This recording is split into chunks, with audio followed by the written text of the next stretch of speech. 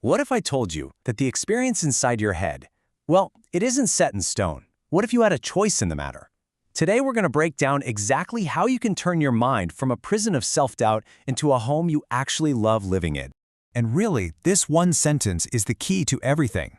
See, our thoughts don't just happen to us, they're actively creating our reality every single moment. They are the filter for every conversation, every challenge, every opportunity. So the real question is, what's your filter set to? Okay, so to break out of this prison, we first have to understand what it's even made of. What does it sound and feel like in there? Well, it's built from the constant noise of self-doubt and that never-ending search for other people to tell us we're okay. You know, we've all been taught to see confidence in this totally backwards way. We think it's the loudest person in the room, right? The one who's always trying to prove something. But that's a myth. Real confidence isn't about proving your worth. It's about knowing you're already enough. It's quiet, it's grounded, and it's the freedom to be completely, unapologetically yourself. And these days, the prison has had a major digital upgrade. See, evolutionarily, being liked by the tribe meant survival. But now, that ancient wiring has been hijacked by our phones. Our sense of worth gets measured by a number on a screen. 10 likes, 100, a million. It becomes this yardstick for our value. And it's a game that you can never, ever truly win. This quote just nails the trap perfectly. I mean, think about it. You post a picture that you love, you feel good about it, but if it doesn't get enough likes, you start to second-guess yourself. And just like that, how you see yourself is completely shaped by what you imagine other people are thinking. Your self-worth becomes a reflection of a reflection. And this phrase right here, this is the unofficial motto of the validation prison. It's the perfect summary. It's basically saying, hey, I felt good about myself for a second, but I'm putting that feeling on trial. I'm going to wait for all of your votes, your likes, and your comments to decide if I'm allowed to keep feeling good. You're literally giving all of your power away. Living inside this prison is like being a performer on a stage, trying to give it your all, but there is a heckler in the audience just booing your every single move. But here's the twist. The heckler is you. How can you possibly give your best performance in your job, in your relationships, in your life, if you're heckling yourself all day long? All right, so we've identified the heckler. Now what? How do we get him to be quiet? The escape plan starts right here, with mastering your thoughts. Learning to tell the difference between the voices in your head, and then choosing which one you're actually going to listen to. This right here might be the most important question you can ask yourself.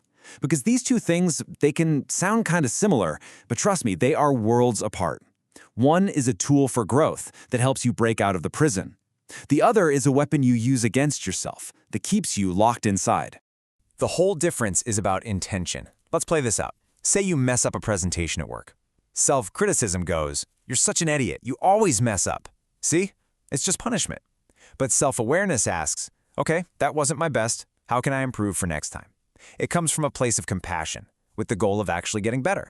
This is honestly the simplest way to reframe it. Think about it. If a little kid was learning to ride a bike and fell off, you wouldn't scream, "You're a failure." Of course not. You'd say, "It's okay, let's try again. You got this." We have to start offering ourselves that same grace, that same compassionate coaching, because really, we're all just trying to learn. So here's something you can actually do to start building that compassionate voice. Try this journaling prompt. Now, at first, your message might sound kind of generic, maybe just, "You got this." But the more you practice connecting with this higher, future version of yourself, the more specific and powerful that voice will get. You're just giving that kinder, wiser part of you more airtime.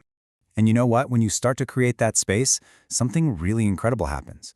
Once we turn down the volume on that inner critic, we can finally start to hear another voice, a much quieter, wiser one. This is your inner guide, your intuition, and this is the architect that's going to help you build a real home inside your mind. So how do you tell them apart? Well, the critic's voice, it's loud, it's bossy, and it's usually mean.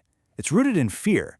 Your intuition, on the other hand, is quiet, it's gentle, it comes from a place of love, and it feels calm. It doesn't shout at you, it just arrives as a simple, peaceful knowing. So what does it actually feel like to live in that mental home, to be guided by intuition instead of the inner critic? What's it like to be free from needing everyone else's approval? In one word, it's freedom. This right here, this is the final boss we all have to defeat. This addiction to being liked makes us people pleasers. It stops us from setting boundaries, and it keeps us from taking risks because we're so terrified of what someone else might think. Real freedom is breaking this addiction. So let me give you 4 truths that can absolutely set you free. Number 1, the spotlight effect. We all massively overestimate how much people are thinking about us. They're not. 2, you can never really know what's going on in someone else's head anyway. 3, no one on planet Earth is universally liked. It's an impossible goal. And 4, sometimes it's not personal, it's just an energetic mismatch. Not everyone is for you, and that is perfectly okay. And this is the great big misunderstanding, isn't it? We chase all these external goals, the money, the promotion, the fame, thinking that confidence is waiting for us at the finish line. But you can get all of those things and still feel empty if you haven't done the inner work. You're just decorating your prison cell. And so we end right where we started. The ultimate freedom, the foundation of your new mental home is this. You do not have to earn your worth. You don't have to prove it, and you certainly don't need anyone else to validate it for you. This whole journey is about coming back to one simple truth. You were born enough. Your worth was never, ever up for discussion.